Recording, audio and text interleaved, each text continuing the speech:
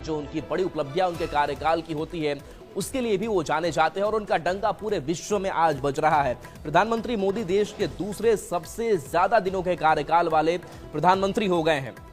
PM Modi ने इंदिरा गांधी के कार्यकाल का रिकॉर्ड तोड़ दिया है।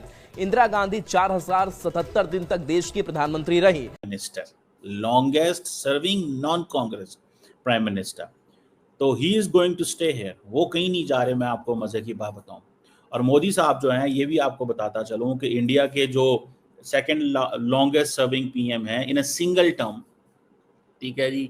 और इंदिरा गांधी का रिकॉर्ड था 4077 दिन का, 4077 दिन का। मोदी साहब ने 4078 है, तो उसने ये रिकॉर्ड तो तोड़ लिया। Modi is going to stay here for another. मोहताज हैं। बड़ा फर्क है। उस हिसाब से हमारे पास 0% भी किसी भी प्रोजेक्ट पे इन्वेस्टमेंट नहीं हो रही। पीओके और कश्मीर की तुलना पर तो वहां के लोगों का गुस्सा ही भड़क गया। आप कह रहे हैं कि यहाँ और वहाँ का कंपैरिजन करें। आज़ाद कश्मीर में इस वक्त ऐसे इलाके मौजूद हैं जिनको ये नहीं पता कि बिजली क्या चीज़ है। सर ये मैं आपको एक दफा नहीं 101 गांव ऐसे दिखा सकता हूँ, ठीक है, आजाद कश्मीर में। और दूसरी साइड पे बिजली 6 रुपए यूनिट, 7 रुपए यूनिट मिल रही है। और दूसरी साइड आप अगर बॉर्डर का कंपैरिजन करें तो बॉर्डर के साथ साथ उन्होंने जंगल में इंडियन आर्मी जहाँ पे रह रही होती है, जंगल में उनकी लाइट्स हैं जो 24 आवर्स अवेलेबल। हमारे पास आप कह रहे हैं कि अब टूरिज्म के लिए क्या काम करते हैं, हमारे पास 12 घंटे। कहाँ पे रिटायर होना? मोदी को कौन रिटायर करेगा? बीजेपी के पास कोई और बंदे ही नहीं है। योगी की बात होती है, आप योगी साहब क्या प्राइम मिनिस्टर बनेंगे, किस तरह के प्राइम मिनिस्टर होंगे, उनका क्या विजन है, क्या नहीं है, अब वो एक और चीज़ है। खैर, वो इंडिया के इंटरनल बहुत सारी डायनेमिक्स हैं, हम उसके ऊपर भी बात कर सकते हैं।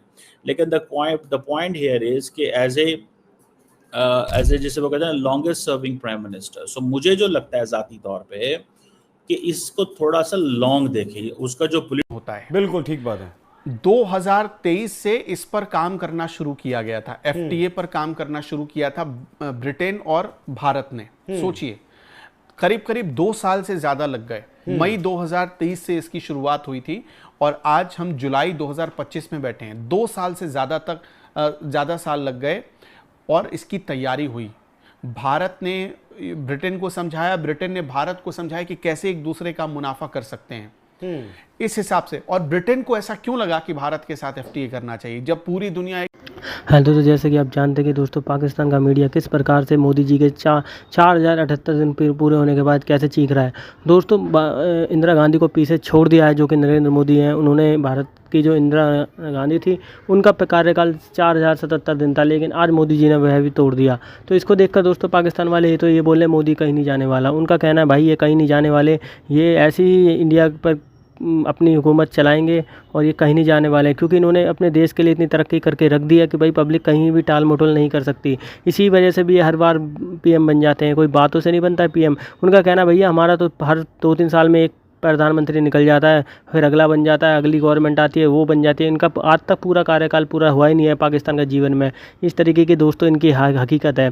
और ये मोदी जी के 4078वें होने के बाद ये इनकी चीखें निकल रही हैं कि भैया इनके तो कैसे दिया इन्होंने। तो दोस्तों आगे देखते हैं पाक का रिएक्शन तौर पे कि इसको थोड़ा सा लॉन्ग देखिए, उसका जो पॉलिटिकल ट्रैक रिकॉर्ड है, उसने अपनी पार्टी के देखें 3 कंसेक्टिव नेशनल इलेक्शन विक्ट्रीज दी हैं उसने अपनी पार्टी को, ठीक है जी। ये काम मेरा ख्याल है जवाहरलाल नेहरू ने किया था। और एज ए चीफ मिनिस्टर जो है उसने 6 कंसेक्टिव इलेक्शन जीते थे, 3 गुजरात में और 3 मतलब आप देखें नेशनल लेवल पे। सो मोदी साहब जो है ना, वो he is not going to go anywhere, वो he is going to stay here. सिर्फ द प्रॉब्लम इज कि क्या मोदी साहब क्या कर पाएंगे और क्या नहीं कर पाएंगे। और इसकी ये जो being a second longest consecutive serving prime minister of India, इसके ज़ारी बात है, it has meanings, it has significance, it has consequences. इसके बहुत सारे होंगे।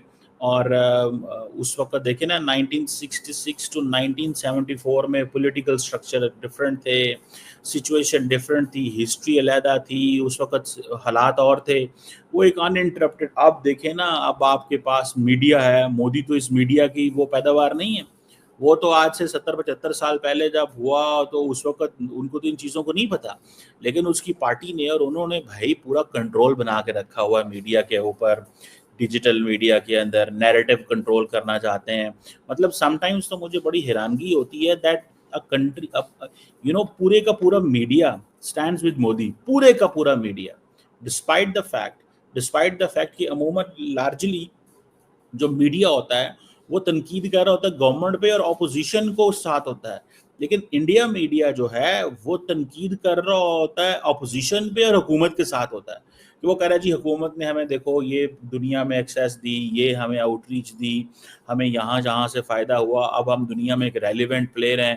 तो वो फॉरेन पॉलिसी, तो मैं तो पाकिस्तानियों को जब कहता हूँ, मैंने रिसेंटली भी एक डिस्कशन में एक थिंक टैंक में पाकिस्तान के अंदर बोल रहा था और मैं कह रहा था भाई what are your aims for next 14 years? Narendra Modi has done his job, उसने अपनी नौकरी कर ली है। वो 15 साल तक ऐसा structure, institutionalised anti Pakistan structure बना के चला गया है कि अगर वो 2029 में चला भी जाता है तो 10 साल किसी की जरूरत नहीं है कि वो पाकिस्तान के साथ बात करे।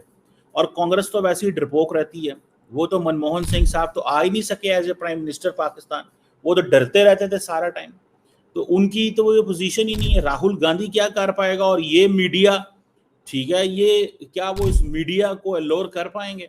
इस मीडिया को अपने साथ? मेरे 19 साल सर्विस हो गई है। अच्छा। और मुझे आज निकाला गया है महकमा जंगलात बिलदार से। ये सरमनी मतलब यहाँ पे तो इनॉग्रेशन की जा रही है, आप कह रहे निकाल दिया हमें। आदमी को निकाल दिया, कितने? 4800 आदमी को निकाल दिया। 4800 आदमी। कितने की यहाँ पे कितने लोग मौजूद हैं, खड़े हैं जिन्हें जॉब से निकाल दिया गया? हम सब खड़े हैं, ये हम ठीक है। दुनिया के कुछ देश भौगोलिक तौर पर विस्तारवाद की नीति अपनाते हैं और इसके लिए छल का सहारा लेते हैं, लेकिन भारत मानवीय आधार पर लकीर खींचता है और मित्रता के आधार पर अपनी सीमाओं का विस्तार करता है। ताजा खबर यह है कि रणनीतिक तौर पर अहम चाबहार पोर्ट को लेकर अफगानिस्तान ने पाकिस्तान को जोर का झटका दिया है। पाकिस्तान के धार्मिक कार्ड को खारिज करते हुए तालिबान सरकार ने भारत के साथ जाने का विकल्प चुना है। हिंदुस्तान ने आखिर कैसे अफगानिस्तान का दिल जीता, कैसे चीन पाकिस्तान देखते रह गए और बाजी भारत के हाथ लग गई, इस रिपोर्ट में आप देखिए। Your friendship is our honour. Hindi सिनेमा's most famous Pathan character Sher Khan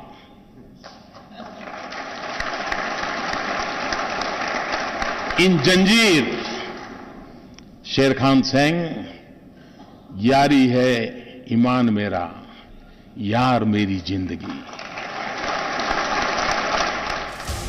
दोस्तों जैसे कि आपने देखा पाकिस्तान की मीडिया का रिएक्शन। दोस्तों पाकिस्तान का मीडिया लोग भी बोल रहे हैं मोदी जी ने कहां से कहां पहुंचा दिया भारत को, और साथ में उनके जो एक्सपर्ट हैं, उनके जो एंकर है, वो भी इस बात को मानते हैं कि भाई हाँ वास्तव में ऐसा तो कुछ करा है इन्होंने कि जो भारत एकदम से वहाँ पहुँच गया। नहीं तो पहले तो भारत की इतनी कोई पूछ नहीं थी, मैं रियलिटी बताऊँ तो, लेकिन जब से मोदी जी आए इन्होंने विदेशी नीति में काम किया, हर जगह काम किया, उसके बाद से दोस्तों सारा कुछ चेंज करके रख दिया है। तो दोस्तों अगर आपको ये वीडियो अच्छा लगा तो वीडियो को लाइक ज़रूर करें, चैनल को सब्सक्राइब करना बिल्कुल भी ना भूलें।